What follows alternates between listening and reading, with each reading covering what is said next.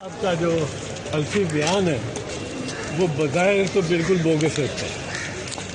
وہ الفی بیان کوئی چیف جسٹس اس طرح کے ایک انسٹرکشن نہیں دے سکتا پبلکلی جس کو کوئی اور سن بھی رہا ہو، اگر کوئی دی بھی ہے انسٹرکشن۔ پھر اس دن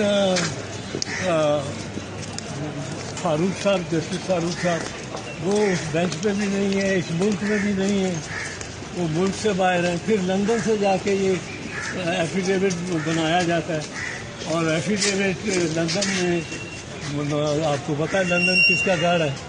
نواز شریف کا گھر ہے، اور 2 دن کے لیے جاتے ہیں۔ بھائی فوت ہوا ہے چھوڑ کے، 6 تاریخ کو بھائی فوت ہوا ہے، 8 بجے 8 تاریخ کو وہاں لندن میں یہ ایفیڈیوٹ بنا رہے ہیں، تو اس پہ بہت شکوک و شبہات ہے۔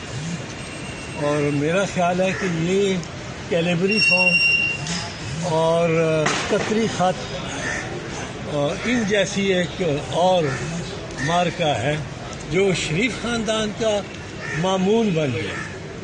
یہ اس میں کوئی اب شک کی بات نہیں ہونی چاہیے کہ اس ڈاکومنٹس کو اور واقعات کو فیبریکیٹ کرنے کو، کیونکہ میاں صاحب نے کچھ 4 قسم کی منی ٹریلز کا ذکر کیا ہے، دی ایک بھی نہیں۔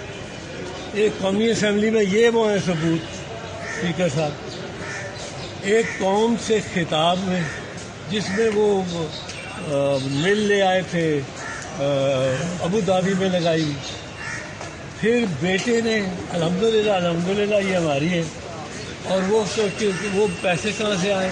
وہ لوگوں نے دیے، دوستوں نے دیے، قرض ہنسنا کر کے دے دیے۔ اور وہ تیسرا، پھر دوسرا بیٹا کہ میں تو کرایہ دار ہوں، ہمارا تو یہ ایون فیلڈ ہے ہی نہیں۔ بھائی منی ٹریل دو، پیسے کہاں سے آئے، رسیدیں دو، ختم کرو معاملے۔